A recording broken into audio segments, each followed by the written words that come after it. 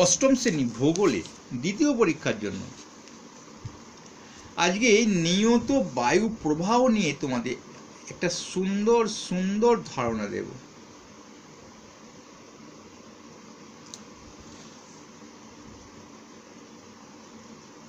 কিরকম ধারণা?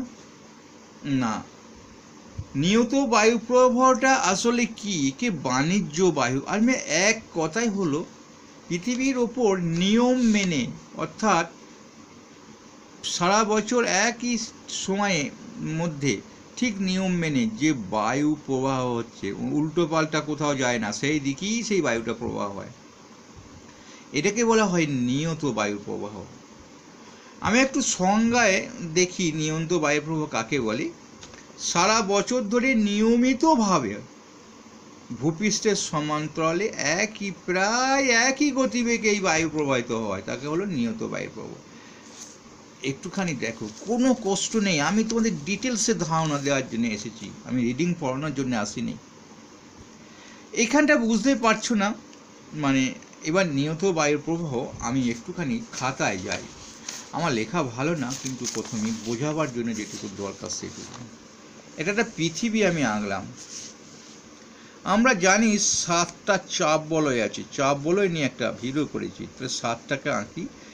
একটা হয়েছে কম্পালসারি, এদিকে 3টা আঁকতে হবে আর এদিকে 3টা আঁকতে হবে। চাপ বলয় নিয়ে আমি কিন্তু আর যাচ্ছি না।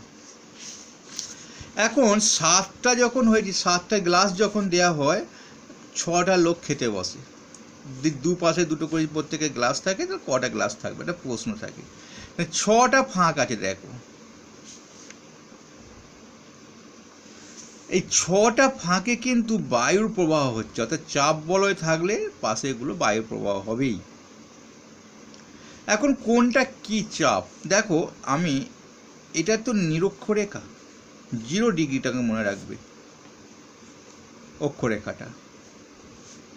তাহলে এই নিরক্ষরেখা এদিক আর ওদিকে আয়ন বায়ু হয়, এইটা আর এইটা, এখানে লিখবো আয়ন বায়ু। এইবার ওপরে একটা ফাঁক, তার নিচে একটা ফাঁক, এই দুটো হয় কিন্তু পশ্চিমা বায়ু। আর ওপরে যে ফাঁকটা আছে না, আর এই নিচে ফাঁকটা, এই দুটো হচ্ছে মেরু বায়ু। এই 3টে বায়ু নিয়ে হয় কিন্তু, মানে 6টা বায়ু প্রবাহ আছে কিন্তু 3টে নাম, কারণ উত্তর দক্ষিণ দিয়ে নাম হবে নিয়ত বায়ু।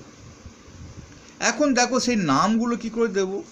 আমি এইখান থেকে ঠিক বাঁ দিকে তো যাবে, 0 ডিগ্রি নেবে, নিচে 90 ডিগ্রি আছে দক্ষিণ, একটা 90 ডিগ্রি উত্তর, এটাকে বলা হয় সুমেরু, নিচেটাকে বলা হয় কুমেরু। এখন এইটার সঙ্গে এটা একটা দাগ টানবে, আর এটার সঙ্গে এটা একটা দাগ টানবে। দেখো আমি দাগটাকে কেন টানতে বললাম। এইবার ফাঁকা জায়গাটাতে বায়ু প্রবাহ হচ্ছে, তীর চিহ্নটা এদিকে দাও, একেও এদিকে দাও। এবার উল্টো দেবে, আমি এই লাইনটা দেখাচ্ছি, আমি এইদিকে দিয়েছি, এবার এই ফাঁকটা এদিকে দেবো, তার মানে এইখান থেকে এইটুকু, আর এইখান থেকে এইটুকু, এটা এদিকে দিয়েছি, এই ফাঁকটা এদিকে দেব। এবার সমান্তরালে তীর চিহ্নগুলো দিয়ে দেব। তার মানে এই যে বায়ুটা যদি আমরা পেছিয়ে যাই, তাহলে কি হলো, এটা কোন দিক থেকে যাচ্ছে, একটু দিক লিখে নিই। এটা উত্তর, এটা দক্ষিণ হয়, ডান দিকটা পূর্ব হয়, বাঁ দিকটা পশ্চিম হয়। তাহলে দেখো দক্ষিণ পূর্ব আয়ন বায়ু। আবার দেখো আমি এইদিকেও সেই তীরগুলো একইভাবে দাও। দেখো এবার সমান্তরালে এঁকে নাও, বইয়ে আছে, আমি দেখিয়েও দিচ্ছি। এটা উল্টো আঁকবে, কারণ এটাতে এদিকে আঁকা আছে। আঁকার কৌশলটা বলে দিলাম। তাহলে উত্তর পূর্ব মেরু বায়ু, আয়ন বায়ু, দক্ষিণ পূর্ব, এটা উত্তর পূর্ব আয়ন বায়ু, দক্ষিণ পূর্ব আয়ন বায়ু।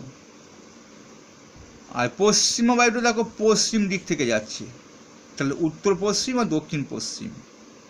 আবার মেরু বায়ুটা একই, উত্তর পূর্ব মেরু বায়ু, দক্ষিণ পূর্ব মেরু বায়ু। আয়ন বায়ুটা যা, মানে আয়ন বায়ুটা তীর এদিকে, মেরু বায়ুটা তীর এদিকে, মাঝেরটা খালি উল্টো হয়ে গেছে।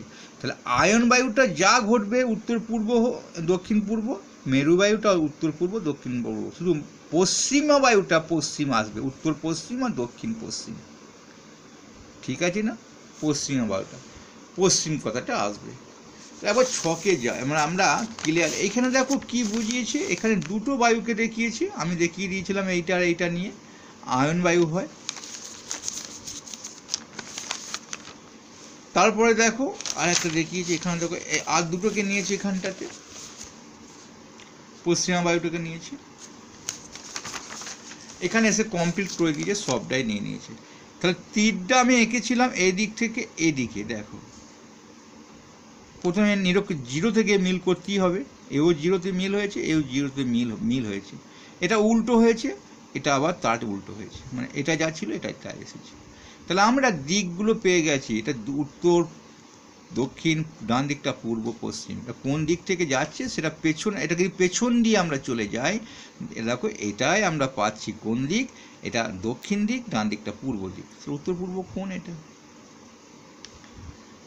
খুব ভালো, আশা করি বুঝতে পেরেছো। বুঝতে না পারলে অবশ্যই কমেন্টে লিখবে। বিদায় নিচ্ছি।